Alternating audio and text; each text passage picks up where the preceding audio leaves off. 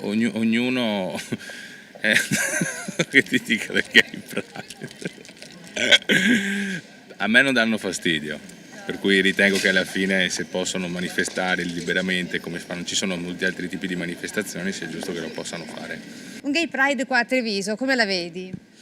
Beh, direi che sarebbe un passo avanti per l'Italia, però comunque sono stati fatti anche a Verona, a Venezia negli ultimi anni, quindi sì, sarebbe una buona proposta. Abbiamo sempre tenuto le porte chiuse riguardo a questo argomento e secondo me sarebbe un nuovo inizio, magari c'è ovviamente gente a cui darà fastidio, però sì, si potrebbe anche, diciamo, ogni tanto aprire gli occhi, dato che non siamo in un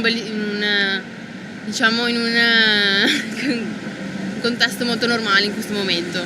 Momenti speciali della rotazione della vita, non è di contrario.